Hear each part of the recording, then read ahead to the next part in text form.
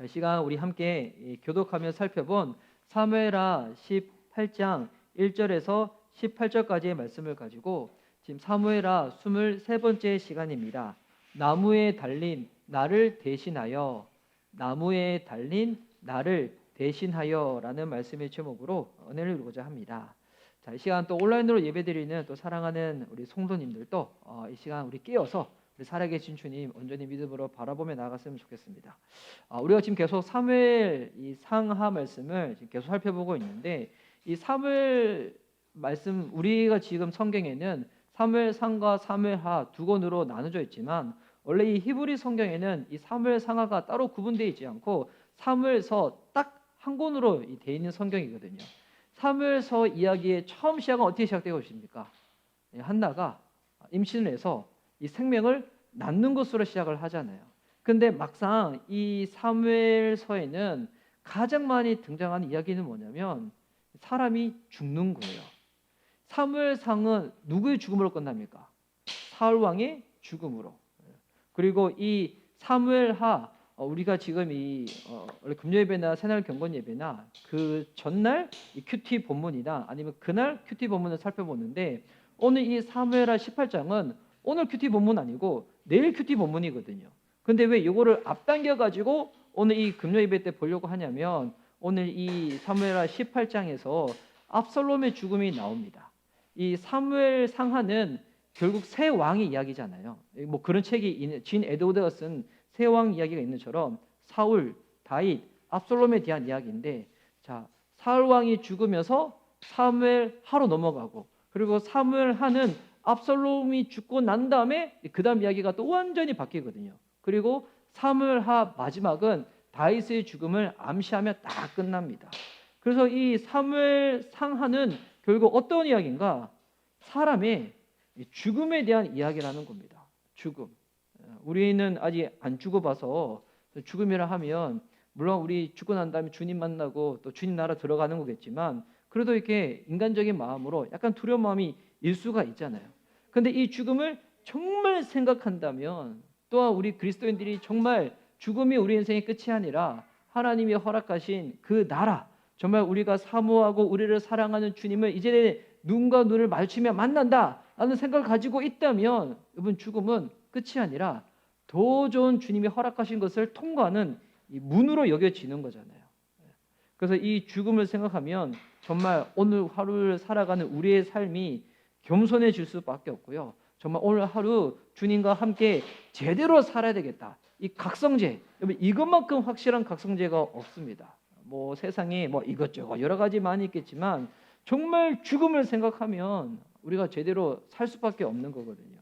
근데 왜 우리가 가끔 넘어지기도 하고 하루를 보낼 때 좀 어리석게 미련하게 살기도 하는가? 아직 건강하고 젊다 보니까 죽음이 도디 온다 생각해서 그 죽음이 나랑은 상관이 없는 거야 라는 생각을 가지고 있다 보니까 끼어서 생활을 못하는 거죠. 그런데 이 죽음이라는 것은 그 누구의 이야기가 아니라 우리의 이야기잖아요. 나의 이야기잖아요. 결국 우리의 모든 인생의 1차적인 목표점은 뭐겠습니까? 죽음 이후에 주님의 심판대 앞에 딱 서는 거잖아요. 근데 그때 예수님 믿는 그리스도인들은 우리가 하나님의 심판을 다이렉트로 받는 것이 아니라 우리를 위하여 이미 이 모든 심판과 저주와 죄값을 치르신 예수 그리스도를 통하여서 주님 앞에 딱 서게 되는 거잖아요. 그래서 이 정말 죽음을 생각한다면 우리가 이 땅을 살아가는 동안에 미워해야 할 것도 없는 것 같고, 뭐 억울할 일도 없는 것 같고, 우리는 이 세상에 눈에 보이는 것, 또 피부로 느끼는 것, 이런 것 때문에 뽐내고 자랑하고 막 의시되기도 하잖아요. 근데 정말 죽음을 생각하고 정말 주님 앞에 선다는 것을 진짜 믿으면 뽐낼 것도 없고 자랑할 것도 없고 의시될 것도 없죠. 정말 우리가 단 하나 붙잡고 자랑하고 얘기할 수밖에 없는 거, 우리 주님의 그 십자가밖에 없는 줄 믿습니다. 오늘 이 사무엘하 18장에 압살롬의 죽음이 딱 나와 있습니다. 자, 이 압살롬의 죽음을 살펴보기에 앞서서 지금 우리 큐티 본문 또 새날 경건 예배를 통해서 사무엘하 말씀을 쭉 살펴보고 있지만, 우리 또 큐티 본문과 또 새날 경건 예배를 못 드신 분들을 위해서 앞부분을 잠깐 설명을 드리면, 익히 아시는 대로 다윗은 그 아들 압살롬의 반역으로 인해 가지고 예루살렘을 떠나서 광야로 망령길을 딱 나서게 됩니다. 그리고 압살롬은 의기양양하게 예루살렘으로 딱 입성하게 되죠. 그런데 이 다윗의 모사였고 책량가였던 이 아히도벨이 다윗을 배신하고 압살롬 편에 딱 서게 되죠. 근데 성경을 읽다 보면 왜 아히도벨이 이렇게 급작스럽게 다윗을 배신하고 압살롬의 딱 편에 섰던가, 이에 대해서 정확히 나와 있지 않지만, 근데 오늘 새벽에 잠깐 나누었죠. 왜 아히도벨이 그렇게 했었던가. 근데 오늘 이렇게 금요예배 때 잠깐 성경을 찾아보려고 했었는데, 사무엘하 23장 34절 말씀 보십시오. 자, 제가 한번 읽어드릴게요. 사무엘하 23장 34절. 마아가 사람의 손자 아하스베의 아들 엘리벨렉과 길로 사람 아히도벨의 아들 엘리암과. 자, 여기 보니까 아히도벨의 아들이 누구라는 거예요? 이상함이 아니라 엘리암입니다. 엘리암. 자, 아히도벨의 아들 엘리암. 자, 그런데 사무엘하 11장 3절 말씀에 딱 보면 다윗이 사람을 보내 그 여인을 알아보게 하였더니, 우리 사무엘하 11장 3절. 네. 다윗이 사람을 보내 그 여인을 알아보게 하였더니 그가 아뢰되 그는 엘리암의 딸이요 햇사람 우리아의 아내 밧세바가 아니니까 하니. 야, 보니까 엘리암의 딸이 누구였다고요? 밧세바였다는 거예요. 이상한 목사의 딸은 이주하, 이루어가 있잖아요. 근데 엘리암의 딸은 누구였다는 거예요? 밧세바였다는 거예요. 이게 딱 보면 왜 이 아히도벨이 압살롬이 반역하자마자, 구테타를 일으키자마자 다윗을 배신하고 딱 압살롬 편에 붙었는지 딱 알겠죠. 그러니까 이 밧세바는 아히도벨의 손녀였던 거예요. 근데 그 손녀가 다윗에 의해 가지고 범함을 당하고 난 다음에 이 할아버지인 아히도벨이 이 마음이 어땠던 거예요? 다윗을 향한 이 분노와 미움이 가득 차 있었던 거예요. 하지만 그는 다윗 옆에 있었던 부하다 보니까 왕을 어떻게 할 수가 없는 거죠. 개인적인 원한을 계속 가지고 있다가 이 압살롬이 딱 반역을 일으키니까 이때다 싶어서 딱 어떻게 하는 겁니까? 다윗을 바로 배신하고 압살롬 편에 딱 서는 겁니다. 그래서 이런 걸 보면, 자, 성경 우리가 읽을 때 왜 꼼꼼하게 읽어야 되는지를 딱 알 수가 있는 거죠. 그래서 성경 읽다 보면 족보 나오면 안 읽고 그냥 스킵하시는 분들이 있잖아요. 근데 그 족보가 그냥 나 있는 게 아니거든요. 그 안에 하나님이 우리에게 말씀하시는 바가 이렇게 많이 있다는 겁니다. 자, 여튼 이 아히도벨이 다윗을 배신하고 이제는 압살롬 편에 딱 서고 난 다음에 아히도벨이 압살롬을 위하여 이 두 가지 이 계략을 딱 말하잖아요. 첫 번째는 뭐냐면 왕의 후궁과 동침하라고. 이 고대 근동 사회에서 왕의 후궁과 동침을 하는 것은 단순히 성적인 윤리적인 그런 게 아니라 그 왕의 그 모든 것들이 이제는 내게로 왔다. 내가 이 모든 것들을 통치하고 있다. 이거를 드러내는 거거든요. 그래서 압살롬이 왕궁의 후궁들과 어디서 동침하는가? 옥상에서 텐트를 치고 거기서 동침을 합니다. 다윗이 밧세바를 간음할 때 옥상에 저녁에 돌아다니다가 이 밧세바를 보고 음욕이 올라와서 이 죄를 범하게 딱 되었잖아요.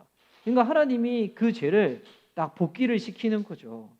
그리고 이어진 이 두 번째 책량이 뭐냐면, 이 오늘 이게 새벽에 나왔던 거였는데, 이 아히도벨이 압살롬한테 제안을 하죠. 나한테 군사 12,000명을 달라고. 그러면 기력이 세한 다윗 진영에 쳐들어가서 다윗을 싹 내가 죽여버리겠다고. 그런데 이때 압살롬 패에 또 누가 있었습니까?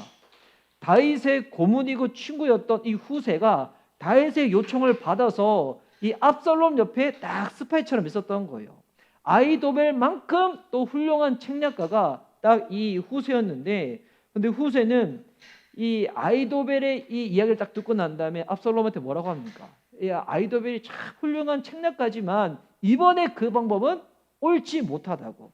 그러면서 이 압살롬의 자존심도 건들고 허황심도 건들고 여러 가지를 막 건들면서 이 단에서부터 브엘사바까지 군사들을 다 동원을 하고 압살롬 왕이 직접 전장을 진두지휘해서 앞으로 딱 나가면 이스라엘 백성들이 훨씬 더 좋아할 거라고.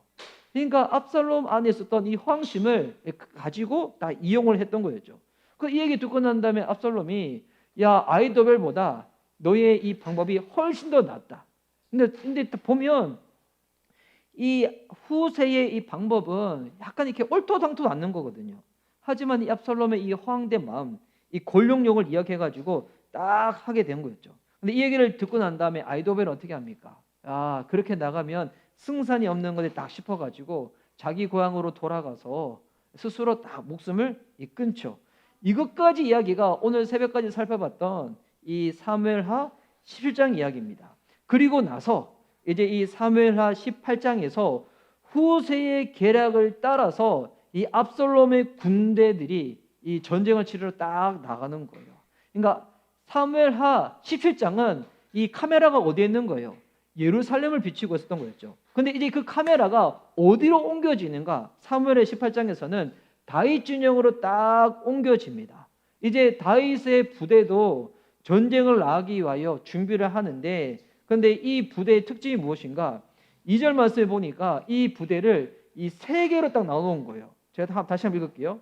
다윗이 그의 백성을 내보내세 3분의 1은 요압의 희하에 3분의 1은 수르야의 아들 요압의 동생 아비새의 희하에 넘기고 3분의 1은 가드 사람 이때의 희하에 넘기고 왕이 백성에게 이르되 나도 반드시 너희와 함께 나가리라 하니, 자 보니까 요압 또 요압의 동생인 아비새 그리고 가드 사람이었는데 이 이스라엘로 기환한 이때 가드 사람 이때 이 세 부대로 딱 나눠놓은 거예요.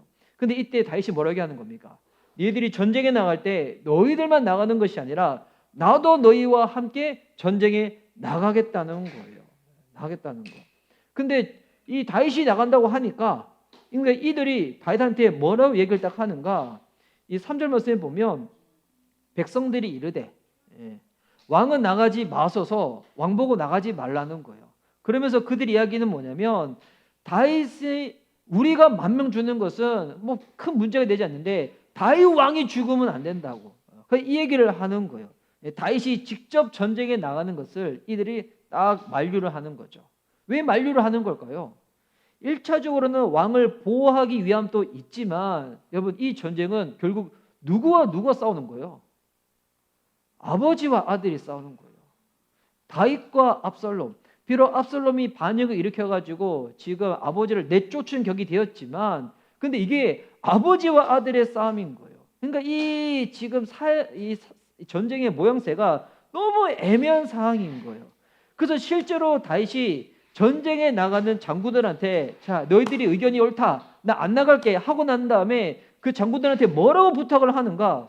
5절 말씀에 보면 왕이 요압과 아비새와 이때에게 명령하여 이르되 나를 위하여 젊은 압살롬을 너그러이 대우하라 하니 왕이 압살롬을 위하여 모든 군 지휘관에게 명령할 때 백성들이 다 들으니라. 자, 거기 나가는 온 병사들이 다 들을 수 있도록 뭐라고 얘기를 한 거예요? 너희들이 전쟁 나가서 압살롬을 너그러이 대하라는 거예요. 여러분 이게 전쟁을 나가는 이 용사들한테 이 전쟁에서 이기라는 거예요, 지라는 거예요. 너무 애매한 거잖아요. 이게 이기라는 얘기야, 이 지라는 얘기야. 되게 애매하게 이야기를 하는 거예요. 그러니까 진짜 난처하고 애매한 상황인 거죠. 그러니까 이 군대 장관들이 지금 다윗이 압살롬에 대해서 어떤 마음을 가지고 있는지를 이미 그들이 안 거예요. 다윗 왕이 이 전쟁에 함께 참여했다가 너무 애매한 상황이 발생할 수 있다는 거.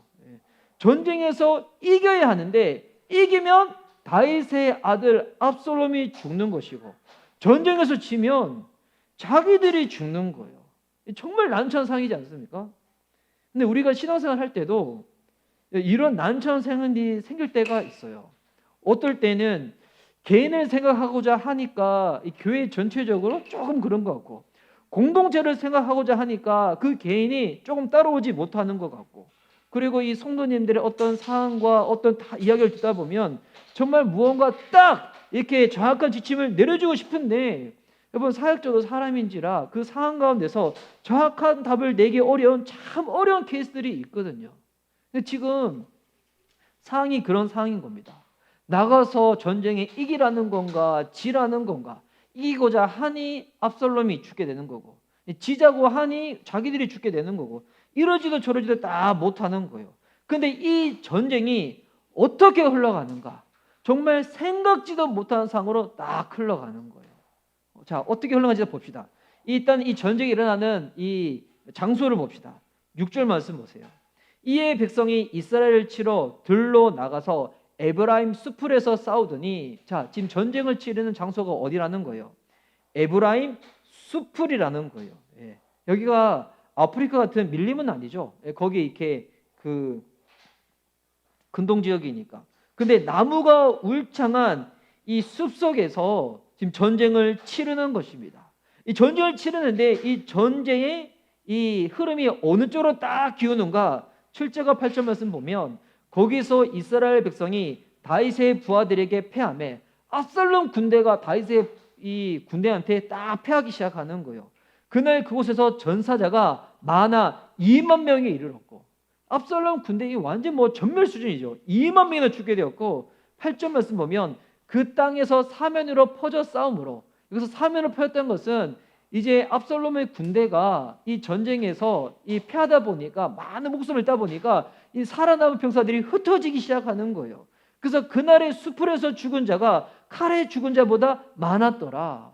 그러니까 이 다윗의 이 군대 장관들로 의해 가지고 압살롬 병사들이 지금 거의 진멸 상태에 딱 놓여져 있었던 거예요. 근데 이때 이런 상황에서 아주 특이한 상황이 발생합니다. 9절 말씀입니다. 압살롬이 다윗의 부하들과 마주치니라. 압살롬이 우연찮게 다윗의 군사들과 딱 마주치게 됐던 거예요. 근데 그때 압살롬이 뭘 타고 있었는가? 노새를 탔는데, 이때 당시 노새는 왕이나 귀족들이 이동할 때 탔던 것이 노새였거든요. 그러니까 자기의 신분을 드러내는 거죠, 노새를. 근데 노새를 탔는데 그 노새가 큰 상수리 나무 번성한 가지 아래로 지날 때에 압살롬의 머리가 그 상수리 나무에 걸림에 그가 공중과 그 땅 사이에 달리고 그가 탔던 노새는 그 아래로 빠져나간지라. 자, 압살롬이 지금 만나려고 해서 만난 것이 아니라 그 숲풀에서 우연찮게 다윗의 군대를 딱 만난 거예요. 이때 이 노새가 갑자기 놀래가지고 막 이렇게 요동을 쳤는지 막 화쳤는지 이러다가 어떻게 된 거예요? 압살롬은 이 머리가 나뭇가지에 딱 걸려버리게 되었던 거예요. 야, 정말 애매하고 난처한 상황이 딱 발생하게 되었죠. 근데 여러분, 이 사무엘하에서 압살롬에 대해서 설명을 할 때 여러분 어떻게 설명했습니까? 압살롬은 그 이스라엘에서 외모가 아주 뛰어난 사람이었다는 것입니다. 그런데 이 압살롬의 외모의 특징이 무엇입니까? 이 사무엘하 14장 25절과 26절에 나와 있는데 제가 한번 읽을게요. 온 이스라엘 가운데서 압살롬 같이 아름다움으로 크게 칭찬받는 자가 없었으니, 야, 이스라엘 중에서 외모를 하면 이 탑이었다는 거예요. 그는 발바닥부터 정수리까지 흠이 없습니다. 얼마나 이 외모가 출중한지 부족함이 없을 정도로. 근데 26절 말씀을 보세요. 그의 머리털이 무거움으로 연말마다 깎았으며 그의 머리털을 깎을 때에 그것을 달아본 즉 그의 머리털이 왕의 저울로 200세겔이었더라. 압살롬 외모의 특징이 뭐냐면 그는 머리숱이 풍성한 사람인 거예요. 다른 성인들보다도 이 머리가 금방금방 자라는 사람이었다는 거예요. 그러니까 한번 생각해 보세요. 이 압살롬은 이 풍성한 머리털을 가지고 완전 자랑했던 사람인 거예요. 그러니까 저하고는 완전히 반대되는 사람이죠. 그러니까 주님이 저를 겸손하게 만든 거예요. 자, 완전히 반대된 사람인데 이 머리털 가지고 막 치장하고 관리하고 얼마나 많은 시간과 정성이 다 기울어졌습니까? 저는 개인적으로 참 들지 않는 비용이 뭐냐면 이발 비용이랑 이 샴푸 비용이거든요. 전 샴푸 비용 잘 안 드는데 최근에 수영장 갔다가 이게 놔두고 와가지고 2통이나 버려버려가지고 저는 샴푸 한 통만 있어도 1년 이상 쓰거든요. 예, 뭐 거의 쓸 일이 없어요.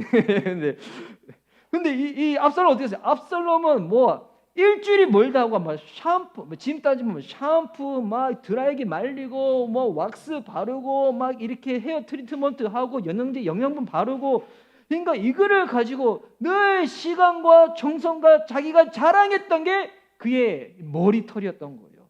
그런데 지금 그 머리털로 말미암아서 어떻게 된 거예요? 나뭇가지에 딱 걸려가지고 꼼짝달싹 못하게 딱 되어버린 거예요.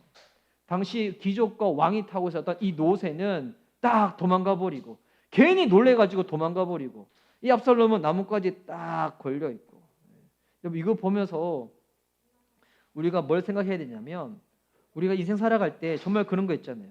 나 정말 이거 없으면 안 될 것만 같은 거, 그리고 내가 너무나 바래가지고 정성 들이고 막 돈 모아가지고 막 구입했던 거, 이 사모해가지고 딱 사놓은 거. 사람들마다 그게 다르겠죠. 어떤 사람은 그게 집일 수도 있고 차일 수도 있고 개인이 좋아하는 취미 용품일 수도 있고 뭐 여러 가지 것들이 있겠죠. 근데 이거 정말 없으면 내가 안 될 것 같고, 이것만 가지고 있으면 내가 너무 행복할 것 같아가지고 온 시간과 정성을 다해서 딱 사놓은 것들. 그 요즘은 카푸어들이 많다고 하잖아요. 뭐 집은 보니까 뭐 월세 살아, 아니면 뭐 그런데 집은 없는데, 근데 차는 보니까 뭐 외제차 막 해가지고 뭐 할부금 막, 진짜 그런 사람들이 있어요. 월급 받는 걸 생각했을 때는 도저히 그 차를 꾸릴 수가 없는데, 근데 외제차 다 구입하는 거 한 대만 구입하는 게 아니라 유행하는 데를 막 구입을 해놓고. 왜 그런 거냐면 그거 있으면 본인이 행복할 거라고 딱 생각하니까 그런 거겠죠.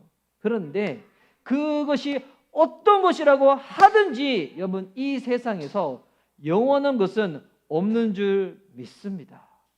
오히려 우리가 주님 앞에 나가고자 할 때 가장 방해되는 게 결국 그것 때문인 거잖아요. 내가 주님 말고 사랑하는 그것, 어떻게 보면 주님보다 내가 더 사랑해서 내 시간, 내 정성, 내 물질 다 드리는 것. 주님 앞에서는 헌금 하나 할 때도 막 손이 벌벌 떨어가지고 뭐 이게 헌금하려고 하는데 갑자기 막 노란색이 나오면 왜 이 노란색이 나왔지? 다른 노란색 나와야지 막 그러고 막 손 벌벌 떠는데, 그런데 내가 사고 싶은 그것을 위해서는 아까운지 모르고 막 드리는 그것. 근데 그게 나중에 어떻게 된다는 거예요? 주님 앞에 나가고자 할 때 가장 큰 장애와 방해가 된다는 것입니다. 성경에서 그와 같은 것들을 뭐라고 얘기합니까? 그게 바로 뭐겠습니까? 우상인 거죠. 우상. 눈으로 보이는 뭐 조각상 깎아 만들고 막 우상이 아니라 그런 우상들이 있는 거예요. 근데 이게 여러분 물질만 그런 게 아니죠. 어떤 사람들은 그게 뭐 자격증일 수도 있고요, 어떤 위치일 수도 있고요, 어떤 사람일 수도 있고요, 내가 좋아하는 이성 대상일 수도 있고요. 그것으로 인해 가지고 여러분, 그 우상으로 인해 가지고 우리가 주님 앞에 나가지 못하게 된다는 겁니다. 그래서 성경의 여러 스토리를 보면 하나님보다 더 사랑하는 것이 있으면 그 사랑하는 것으로 인해 가지고 어떻게 되는 겁니까? 망하게 되는 거예요. 그래서 저도 제 아내를 참 사랑하지만 이럴 때마다 덜 사랑해야 되겠다 하는 생각을 해보게 됩니다. 아니, 더 사랑해야 되겠죠?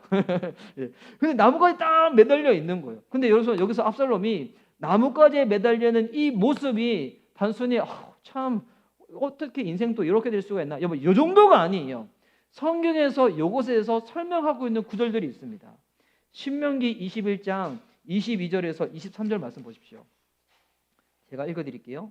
사람이 만일 죽은 죄를 범함으로 내가 그를 죽여 나무 위에 달거든 그 시체를 나무 위에 밤새도록 두지 말고 그날에 장사하여 내 하나님 여호와께서 내게 기업으로 주시는 땅을 더럽히지 말라.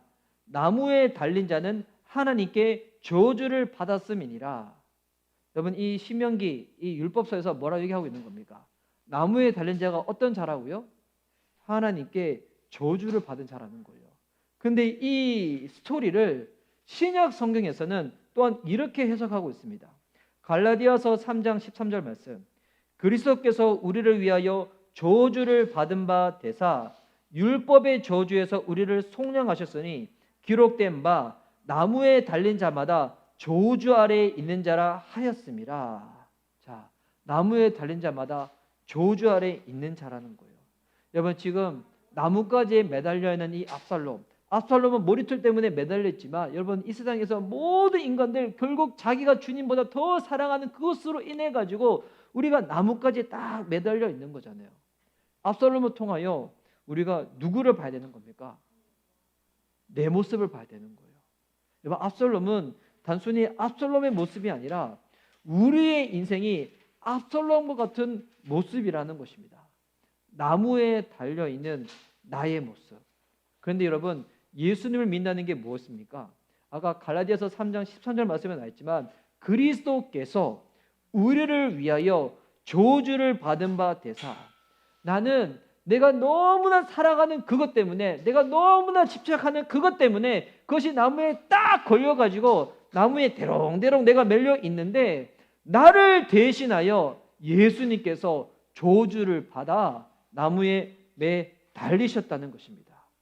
그리고 내가 받아야 될 죄의 대가와 저주를 짊어지시고 예수님께서 나무에서 죽으신 거죠. 오늘 이 장면을 통하여 우리가 뭘 봐야 되냐면 예수 그리스도의 십자가를 봐야 되는 거예요. 이 모습이 압살롬의 모습이 아니라 우리의 모습인데, 나를 대신하여 나무 십자가에 매달리신 그 예수를 봐야 되는 거예요. 여러분, 성경 읽다 보면 하나님의 속성에서 가지고 가장 큰 문제가 있습니다. 그 뭔가? 하나님의 공의와 주님의 사랑이 충돌을 일으킨다는 것입니다. 여러분, 하나님의 사랑과 주님의 이 공의, 이게 충돌을 일으키는데 이게 어떻게 해결될 수가 있겠습니까? 단순히 주님이 사랑이 많으시니까 우리가 아무리 죄를 짓더라도 너 그냥 용서해 줄게, 이렇게 하면 하나님이 공정한 게 아니거든요. 이 폴 워셔 목사님이라는 분이 계신데, 이 목사님이 노방에서 전도를 할 때 이런 비유를 내세요. 왜 하나님이 죄를 심판할 수밖에 없는가? 만약 당신의 가족을 살해한 살인자가 있는데, 근데 이 살인자가 재판을 받게 된 거예요.